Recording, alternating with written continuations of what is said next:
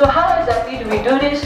We do this by being proactive, by approaching the media, by engaging with them and having a close relationship with them to tell this initiative, this network story, and to deliver its messages through the mass media to your targeted audience.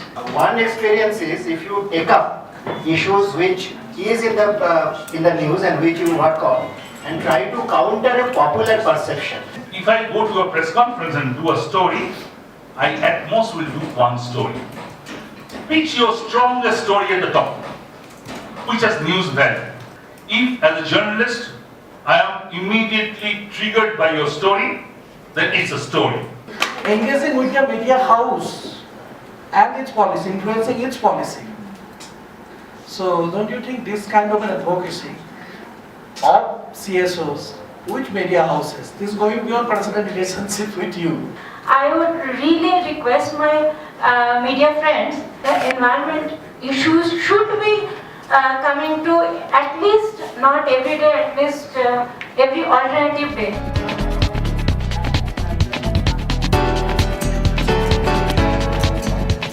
Why this BRIDGE CSO network was established in the first place was to address these transboundary issues where everyone from 5 countries have the opportunity to contribute their ideas and have this dialogue. So perhaps the media could actually have that kind of similar network. All journalists are part of one network or the other. So there are so many networks. So there is a network within network, the circles cutting each other. So maybe we can multiply on that, build up on that, and then share our ideas. Interested journalists who are doing well in that region, those can be together and promote these activities by their leadership. Such type of a small network can be done. Don't take too many issues together.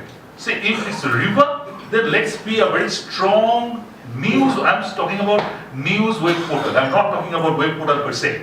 A news web portal on that particular issue across the countries. Organizations like IUCN can actually drive, perhaps, and to bring all these media houses, not all, but and start small, get a few together and establish separate websites and taking input from all these key media houses from different countries. The major important thing is journalists also don't understand the dynamics of river across the countries. So we need to learn from each other. If your issue is important enough and if you are able to identify what is at that point of time which is of global interest or at least national interest. The media perspective is, it seems to me that you are saying it is CSO's responsibility, perfectly tailored message to media. If the CSOs wants to promote the issue through the media to the common people, the policy level, the best way is make that things interested to the media. Repeatedly, like we have to make our issues important. The issue should be important. It should have high value. But what is the important issue for media?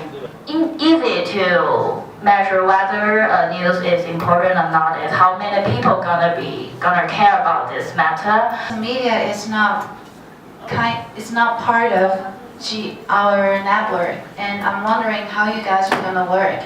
Develop a communications plan and then use all the ideas that we have generated today, knowledge that we've generated today to see how we can move forward.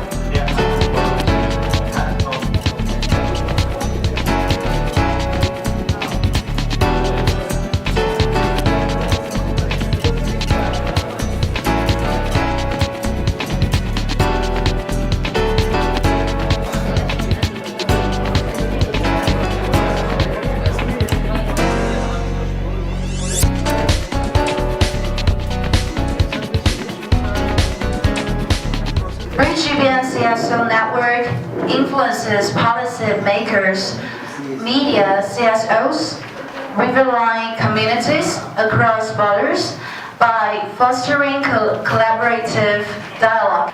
CSOs from 5 nations have come together demanding in one voice the urgent need for equitable, reasonable and sustainable use of this GBM resource.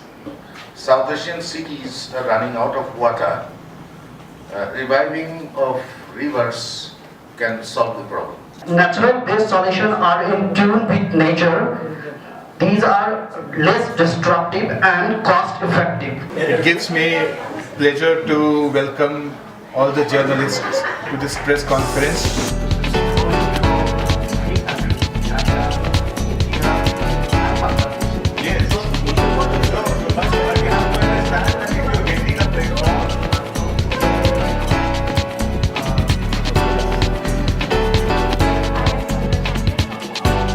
The rivers are the thread that binds a vast diversity of cultures, arts, faiths, and ethnicity.